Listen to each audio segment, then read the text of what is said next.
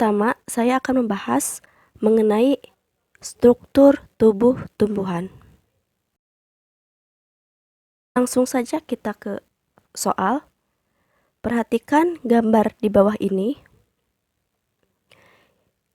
Jaringan B adalah jaringan yang masih aktif membelah. Bisa diperhatikan untuk jaringan B. Kemudian, jaringan yang merupakan hasil dari jaringan B adalah A. Jaringan A dan E. B. Jaringan A dan C. C. Jaringan C dan D. D. Jaringan D dan E. Untuk pembahasannya, fungsi dari kambium yaitu bertumbuh keluar untuk membuat flum dan ke dalam membuat silem.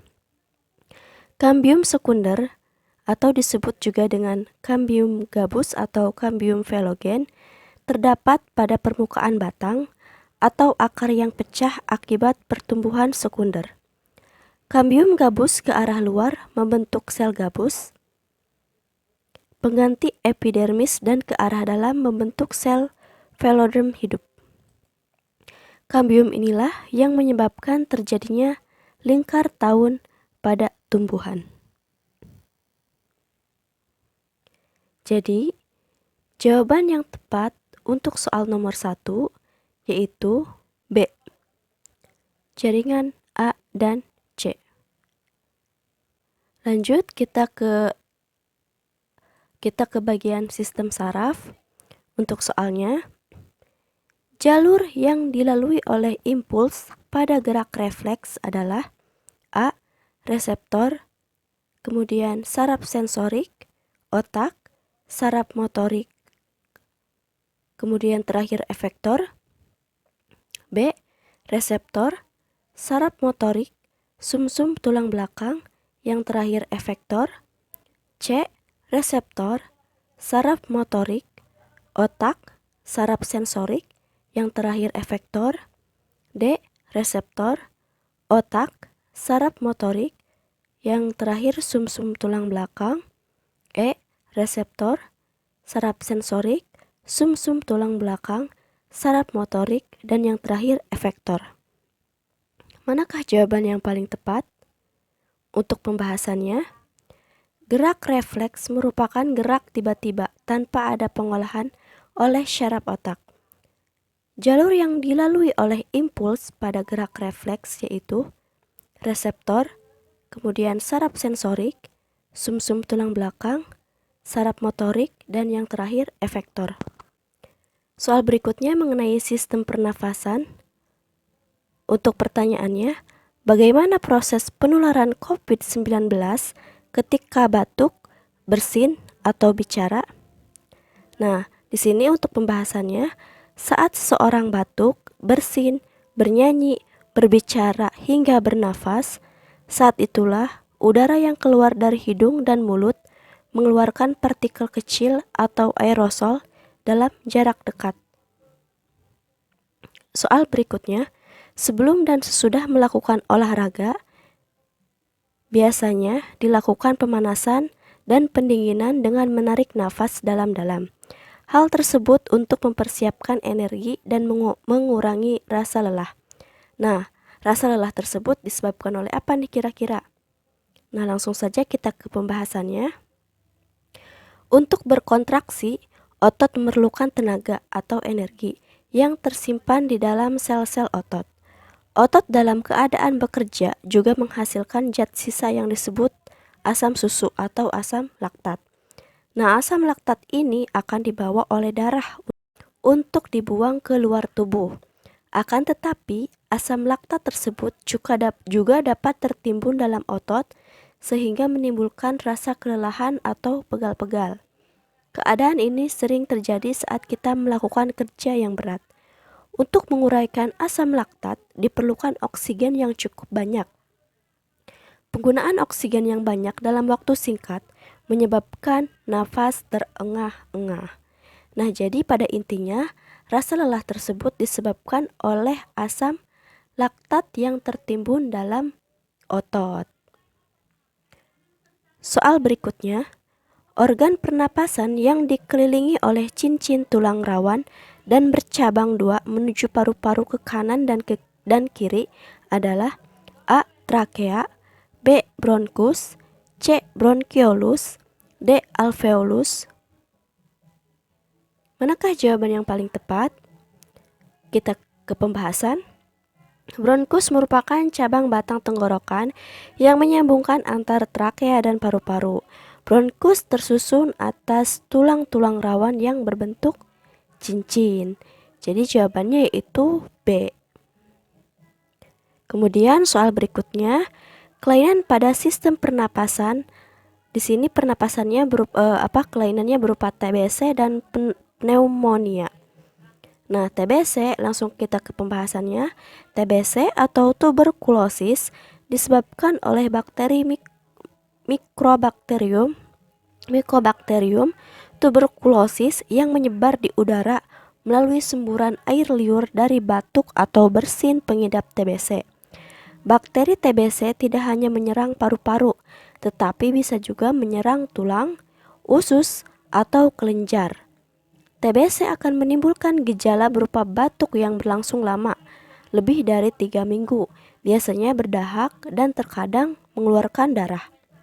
Nah, langkah utama yang bisa dilakukan untuk mencegah TBC yaitu dengan menerima vaksin BCG, Bacillus Salmet-Guerin.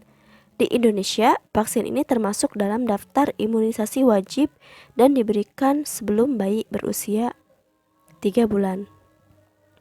Adapun pneumonia atau paru-paru basah adalah peradangan atau pembengkakan kantung udara di dalam paru-paru atau alveolus yang disebabkan oleh infeksi. Beberapa gejala yang umum dialami penderita pneumonia adalah batuk berdahak, demam, dan sesak nafas. Infeksi yang ditimbulkan pneumonia bisa terjadi pada salah satu maupun kedua paru-paru. Kantung udara yang terinfeksi tersebut akan terisi oleh cairan maupun pus atau dahak purulen. Penularannya bisa terjadi ketika seorang yang terkena kondisi ini bersin atau batuk. Nah, jadi nanti dalam soal itu ada mengenai kelainan pada sistem pernapasan. Kalian bisa baca-baca atau cari sumber referensi lain mengenai kelainan sistem pernapasan yaitu TBC dan pneumonia. Kemudian soal berikutnya mengenai pernapasan dada dan pernapasan perut. Bagaimana proses terjadinya pernapasan dada dan proses terjadinya pernapasan perut. Kita bahas dulu pada pernapasan dada. Di sini ada inspirasi pada pernapasan dada.